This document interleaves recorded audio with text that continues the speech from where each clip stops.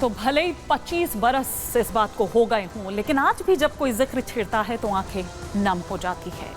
लेकिन क्या थी करगिल की वो कहानी सिलसिलेवार तरीके से हम आपको सुना रहे हैं, बता रहे हैं। 1999 का वो साल था जब भारत की सीमा में घुसपैठ हुई थी। जी हाँ, भारत की सीमा में ये घुसपैठ होती है और ये एक अप्रत्याशित, आप ये कहिए कि चुनौती। दरअसल यहाँ पर जो चैलेंजेस थे वो दरअसल थे उत्तरी कश्मीर में। पाकिस्तानी सेना और आतंकी घुस आए थे यहाँ पर, इन्होंने घुसपैठ कर ली थी और ऊंची ऊंची चोटियों पर, अलग अलग चोटियों, उन चोटियों को जिन चोटियों का नाम भी उस वक्त तक किसी ने नहीं सुना था। आज तो आप जरूर करगिल, चूंकि करगिल जब भी आप गूगल करेंगे तो वो तमाम चोटियां आपको दिख जाएंगी, वो रणनीतिक चोटियां, किस तरह से उनको वापस कब्जा किया। लेकिन आतंकियों ने किस तरह से भारतीय जवानों ने लोहा लिया इन आतंकियों से, और वीर भारतीय सैनिकों ने प्राण न्योछावर तक अपने कर दिए उनसे लोहा लेते हुए। करगिल में भारत ने पाकिस्तानी आतंकियों को खदेड़ डाला वहां से। ये ठीक है कि 2 दिन शुरुआत के जरूर हावी रहे, लेकिन फिर उसके बाद किस तरह से रणनीति बदली गई। 26 जुलाई 1999 को भारत ने करगिल युद्ध जीत लिया। 80 दिनों तक ये पूरा जो युद्ध है वो चला था और आज का दिन करगिल विजय दिवस के तौर पर मनाते हैं। और किस तरह से भारत ने पाकिस्तान पर, आतंकिस्तान पर ये जीत हासिल की, तो आप ये देखिए कि किस तरह से ये पूरी करगिल की कहानी जो हम आपको बता रहे हैं सिलसिलेवार तरीके से, आज इस जीत को पूरे 25 साल हो गए हैं और उनको याद कर रखे हैं। आज भी उनको याद कर आपने देखा कि उनके घर वालों की आंखें, परिवार वालों की आंखें किस तरह से नम हो जाती है। इसे ऑपरेशन विजय नाम दिया गया था। ये जो ऑपरेशन दरअसल चलाया गया उसे ऑपरेशन विजय नाम दिया गया। भारतीय सेना के 527 सैनिक जिन्होंने बलिदान दिया, जिन्होंने अपने अदम्य साहस का परिचय दिया, जिन्होंने अपने प्राणों की आहुति दी, और करगिल के शहीदों ने बहादुरी से ये लड़ाई लड़ी। वो नायक, उनका जिक्र भी हम यहां पर कर रहे थे थोड़ी देर पहले। वो तमाम चेहरे आपने देखे, वो नायक आपने देखे। पाकिस्तानी आतंकियों को सीमा से खदेड़ डाला गया था क्योंकि इंस्ट्रक्शंस दे दिए गए थे कि किसी भी कीमत पर आपको यहां जो ये नेशनल हाईवे 1A है उसकी आपको रक्षा करनी है। ये इंस्ट्रक्शंस दिए गए थे। आगे बढ़ते हैं और ये तस्वीरें, ये दिल्ली की तस्वीरें हम आपको दिखा रहे हैं। दिल्ली वॉर मेमोरियल की तस्वीरें, जहां पर रक्षा मंत्री राजनाथ सिंह श्रद्धांजलि देने के लिए पहुंचते हैं। तो ये तस्वीरें दिल्ली की।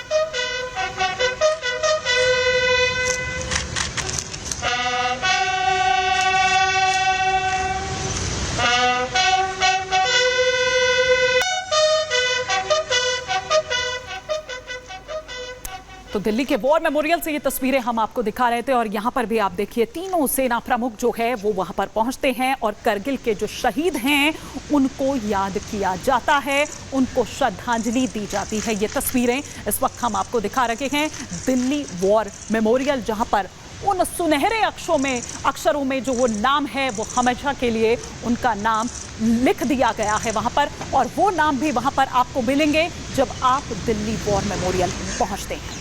ये तस्वीरें दिल्ली, और इस वक्त तस्वीरें जो हम आपको दिखा रहे थे दिल्ली से, लेकिन कैप्टन मनोज कालिया की अगर बात करें तो शहीद कैप्टन मनोज कालिया का गांव, वहां से हम एक रिपोर्ट दिखा रहे हैं। उनका गांव क्या कह रहा है, उनके परिवार वाले क्या कह रहे हैं। सौरभ वन विहार में कारगिल वॉर सीन को पूरी तरह से यहाँ पे बनाया गया है कि किस तरह से जब कारगिल युद्ध छिड़ता है और जिस दौरान हमारे जवान जो है देश के लिए कुर्बान हो जाते हैं, शहीद हो जाते हैं, तो यहाँ पे स्टैचू के जरिए यहाँ पे पूरे इस वॉर सीन को दर्शाया गया है कि जब 1999 की ये बात होती है, देश की 2 महत्वपूर्ण चोटियाँ होती है जिसमें पाकिस्तान का कब्जा होता है, पाकिस्तानी घुसपैठी लगातार गोलीबारी कर रहे होते हैं। ऐसे में हमारे वीर जवान किस तरह से वहाँ पे पहुंचते हैं, उन दोनों चोटियों को पाकिस्तान के कब्जे से मुक्त करवाते हैं, और इसमें कई ऐसे जवान होते हैं शहीद भी हो जाते हैं। तो बेसिकली देखिए इस पूरे वन विहार में उसी को दर्शाया गया है, स्टैचूज के माध्यम से दर्शाया गया है। यहाँ पे देखिए आपको स्निपर्स भी नजर आ रहे होंगे, हमारे जवान भी नजर आ रहे होंगे, लेकिन और अगर हम आगे चल करके आपको तस्वीरें दिखाएंगे तो देखिए किस तरह से यहाँ पे दुश्मनों को भी दिखाया गया है कि हमारा जवान जो है वो किस तरह से दुश्मनों को मार रहा है, दुश्मन जो है किस तरह से बंदूक ताने हमारे जवानों के सामने खड़ा हो जाता है, लेकिन हमारे जवान जो है वो डरते नहीं है क्योंकि देश के लिए कुछ कर गुजरने का जोश इस तरह से था कि वो दुश्मनों के छक्के छुड़ा देते हैं, पसीने छूट जाते हैं हमारे जवानों को देख करके। तो शहीद मनोज कालिया के गांव से ये रिपोर्ट आप देख रहे थे हमारी सहयोगी कोमल की। लेकिन अब आपको बताते हैं, क्योंकि देखिए पूरा देश जो है वो आज नमन कर रहा है, श्रद्धांजलि दे रहा है और उस बलिदान को याद कर रहा है। उत्तर प्रदेश के मुख्यमंत्री, मध्य प्रदेश के मुख्यमंत्री और राजस्थान के मुख्यमंत्री क्या कह रहे हैं, श्रद्धांजलि दे रहे हैं, वो तस्वीरें भी आई। कि भारत हम इसलिए सुरक्षित हैं क्योंकि दिन और रात, सुबह और शाम मौसम के प्रतिकूल परिस्थितियों का सामना करते हुए हमारा बहादुर जवान भारत की सीमाओं की रक्षा करने के लिए पूरी दृढ़ता के साथ खड़ा है। मैं आज के इस अवसर पर अपने सभी बहादुर जवानों को इस बात के लिए आश्वस्त कर रहा हूं कि राज्य सरकार सीमा की सुरक्षा करने वाले, पूरे समर्पण भाव के साथ कार्य करने वाले उन सभी बहादुर जवानों के साथ सदैव खड़ी है और जिस भी स्तर पर सहयोग की आवश्यकता पड़ेगी, हम सेना के मनोबल को आगे बढ़ाने के लिए सेना के साथ कदम से कदम मिला करके राज्य सरकार सदैव सहयोग करने के लिए तत्पर रहेगी। 25 साल हो गए, ये बहुत कठिन युद्ध था। भारतीय सेना के साथ हम सब के लिए गर्व का क्षण है जब हम न केवल भारत दुनिया के सामने अपनी सीमाओं को पुनर्स्थापित करने के लिए, जीत का डंका बजाने के लिए और एक गौरवशाली इतिहास लिखने के लिए आगे बढ़ा था।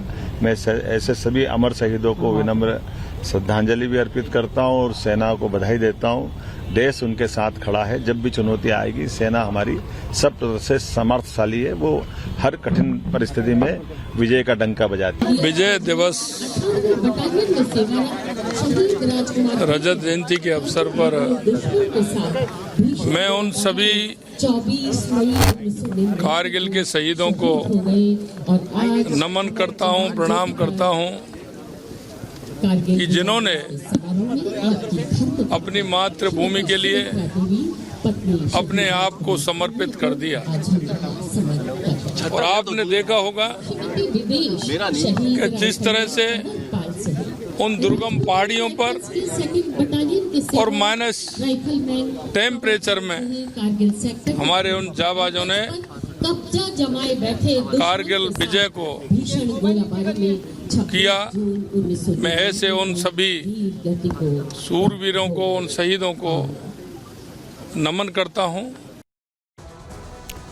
तो नमन करते हुए, श्रद्धांजलि देते हुए, और अब ये जो आप यहां देख रहे हैं, ये आज से 25 बरस पहले, और ये जो देख रहे हैं ये नेशनल हाईवे 1A है। दरअसल यहीं पर किस तरह से घुसपैठ हुई वो कहानी भी आज से 25 बरस पहले जब उत्तरी कश्मीर में हुई वो हम आपको यहां पर बता रहे हैं। और श्रीनगर जो राजधानी, अगर बात यहां पर करें तो ये लॉजिस्टिक हब भी आप इसको यहां पर कह सकते हैं, और पूरा एक तरह से आप कहिए कि ये केंद्र दरअसल है। और इस पूरे नेशनल हाईवे 1A को आप ये देखिए कि 18,000 फीट की ऊंचाई पर जो चोटियां हैं उस पर घुसपैठ कर ली गई। किसके द्वारा घुसपैठ की गई है? जो पाकिस्तानी सैनिक थे वो वहां जाकर घुसपैठ कर लेते हैं। और ये देखिए, अगर हम आगे बढ़े श्रीनगर के नजदीक यहां पर सोनमर्ग अगर आप देखें, और फिर उसके बाद द्रास, जो ये पूरा केंद्र और जो पूरी रणनीतिक चोटियां, टाइगर हिल और तोलोलिंग की अगर हम बात करें, शायद नाम भी नहीं सुना होगा उस वक्त वहां पर, अगर इन पहाड़ियों की, हम इन चोटियों की अगर यहां पर बात करें तो। फिर उसके आगे बढ़े